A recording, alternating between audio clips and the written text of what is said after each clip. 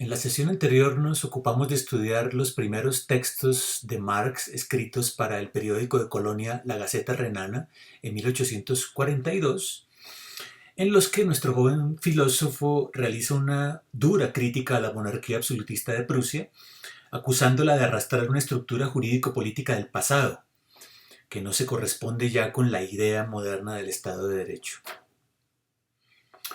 Entretanto, la Gaceta Renana fue víctima de la ley de censura y tuvo que ser clausurada después de tan solo 15 meses de funcionamiento, con lo cual Marx quedó nuevamente desempleado y sin muchas perspectivas de continuar su labor periodística en Alemania. Razón por la cual decide emigrar a Francia para adelantar junto con Arnold Ruge un nuevo proyecto periodístico titulado Los Anales Franco-Alemanes. Periódico que, aunque solo alcanzó a publicar el primer número, incluyó dos de los artículos más importantes de Marx escritos en aquella época temprana, sobre la cuestión judía, texto del que me ocuparé en una sesión futura, y la crítica de la filosofía del derecho de Hegel, que es el tema de nuestra sesión de hoy.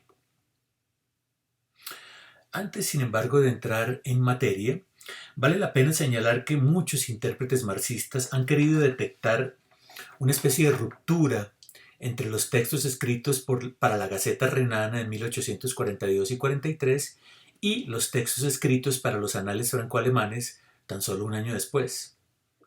Según tales lecturas, Marx habría empezado a distanciarse de sus convicciones liberales, muy ligadas a Hegel, para incursionar en una fuerte crítica a la concepción burguesa del Estado e incluso a abandonar cualquier esperanza en la posibilidad de una emancipación humana facilitada por el Estado de Derecho. Ya iremos viendo en estos videos qué tan válidas pueden ser estas interpretaciones, algunas de las cuales, como ya dije antes, incurren en el error metodológico del anacronismo, es decir, en la tentación de tratar de leer aquellos primeros textos de Marx desde conceptos que Marx desarrolló posteriormente, es decir, desde categorías que Marx no tenía a disposición cuando escribió aquellos primeros textos. Por el momento, digamos que el artículo Crítica a la filosofía del derecho de Hegel forma parte de un proyecto de publicación que Marx jamás realizó, por desgracia, cuyo borrador se encuentra propiamente en el llamado manuscrito de Kreuznach, que empezaremos a estudiar apenas en la próxima sesión. Es allí, digo, donde podemos darnos cuenta de cuál era la crítica de Marx a la filosofía del derecho de Hegel, y no en este texto que consideraremos hoy, publicado en 1844 en los Anales Franco-Alemanes. Sin embargo, aunque el título del artículo es engañoso, se trata de un texto muy importante, pues nos permite empezar a detectar las continuidades y rupturas con respecto a los textos de 1842 y 43. Por eso he decidido examinarlo antes del manuscrito de Kreuznach. Si bien los dos textos fueron redactados en el mismo año de 1843, cuando Marx todavía no había salido hacia el exilio francés. Aunque la traducción de referencia continúa siendo la de Wenceslao Roses, contenida en el tomo 1 de las obras de Marx publicadas por el Fondo de Cultura Económica, que les mostré ya la vez pasada, yo voy a utilizar la traducción hecha por José María Ripalda, y publicada en el año 2014 por la editorial Pretextos de Barcelona. Esta es la edición que voy a utilizar hoy. Bien, voy a comenzar entonces con la segunda sección del texto. La primera sección es muy importante porque contiene un breve análisis de la crítica de la religión que hace Marx, pero voy a dejarlo para el final de estos videos correspondientes a esta sesión. Ahora mismo voy a comenzar con la segunda sección en la que Marx analiza la paradójica situación de Alemania y voy a tratar de comparar este diagnóstico de Marx con los textos anteriores en la Gaceta Renana. La tesis de Marx es que, comparada con países como Francia y los Estados Unidos, Alemania se halla desfasada, esto es, se halla retrasada frente al movimiento progresivo de la historia, que ha sido marcada por la Revolución Francesa. Ya lo vimos la sesión pasada. La Revolución Francesa ha marcado el pistoletazo de salida de la modernidad política. Y a partir de ahí tan solo puede hablarse de un avance o de un retroceso. Es decir, la Revolución Francesa marca un criterio de progreso histórico. La cronología de la modernidad ha sido marcada por la Revolución Francesa en un antes de 1789 y un después de 1789. De tal manera que Alemania, en el análisis de Marx, viviría aún antes de 1789, a pesar de estar viviendo cronológicamente en 1843. El retraso de Alemania no es solo sociológico y económico, sino también político, como lo habíamos visto la vez pasada. De un lado, no existía todavía un Estado alemán, como dijimos, pues Alemania estaba fraccionada en una colección de principados. A raíz del Congreso de Viena de 1815, se creó artificialmente una confederación de 37 principados soberanos. Ya Hegel decía que los pueblos con historia son aquellos que forman un Estado, y Alemania no lo había hecho. De modo que desde una perspectiva hegeliana podría decirse que Alemania estaba fuera de la historia.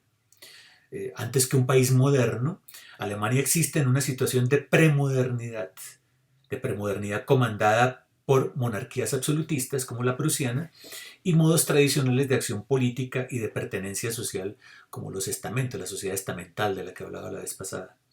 Es casi como si Alemania viviera sumida en el mundo de la naturaleza, no el del espíritu, tal como dice Marx en la página 47, cito: ¿en qué se diferencia la historia de nuestra libertad de la historia de la libertad del jabalí?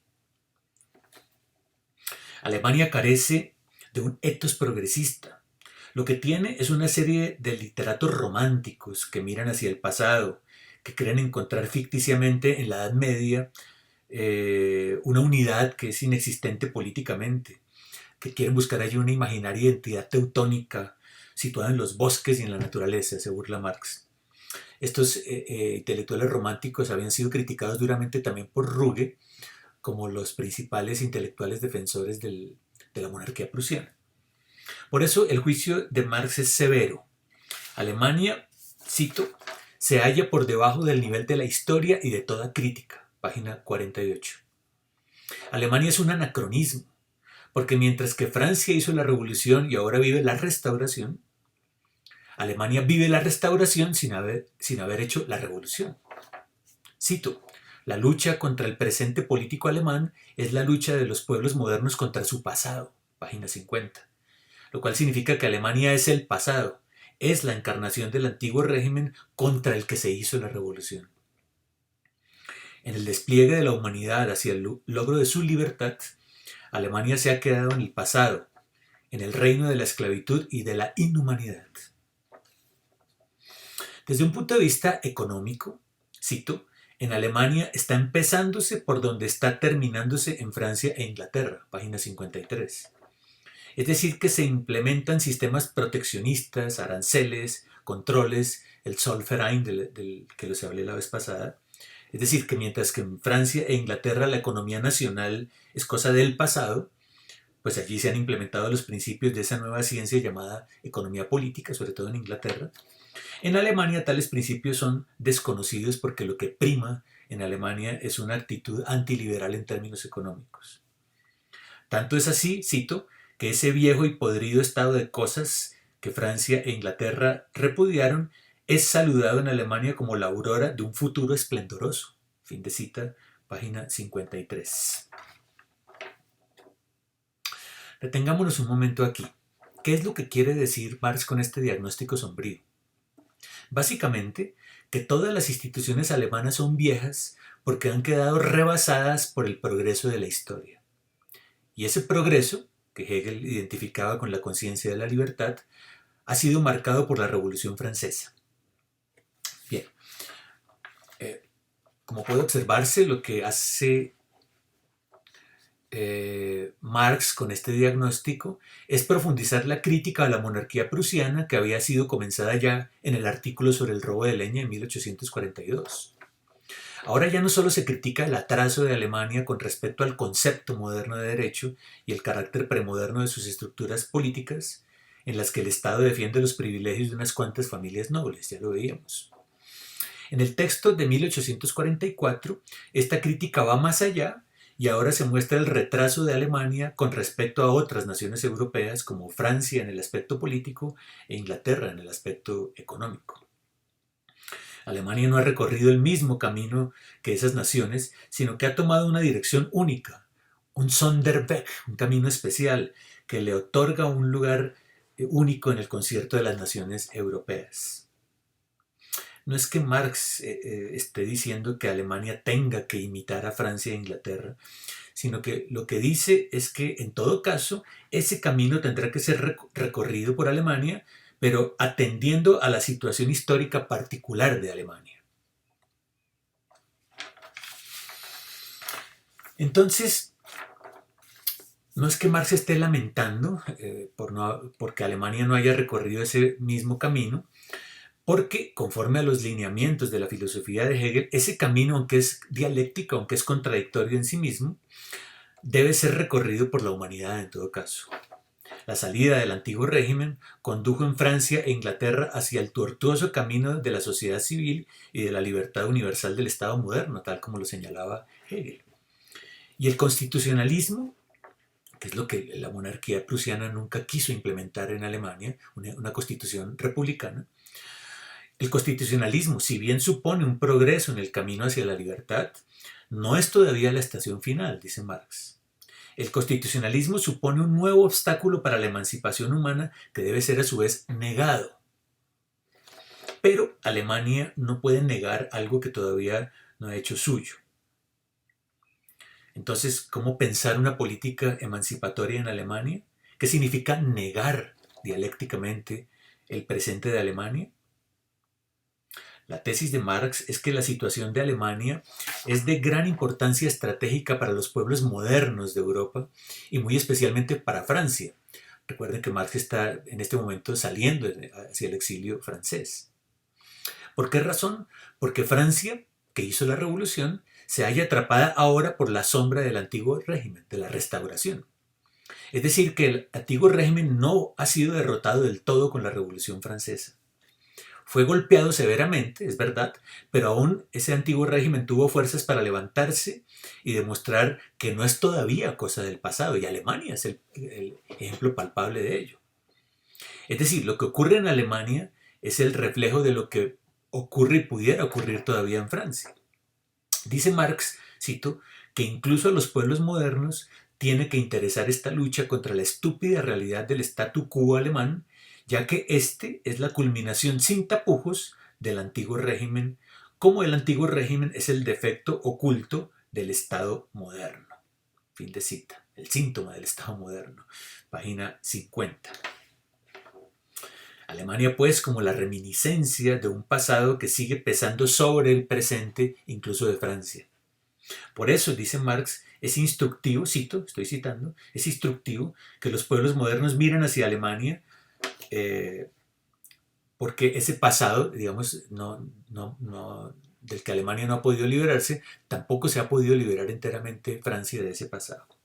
Alemania es como una especie de tercer mundo, digamos así, ¿no? Dentro del concierto europeo.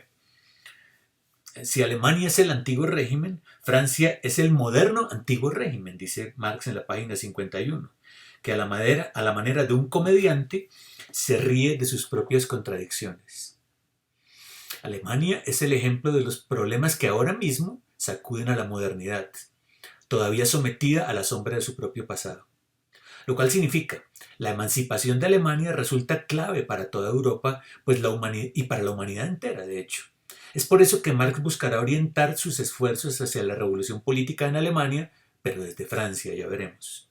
Si eso se consigue, entonces toda Europa será finalmente liberada de su propio pasado.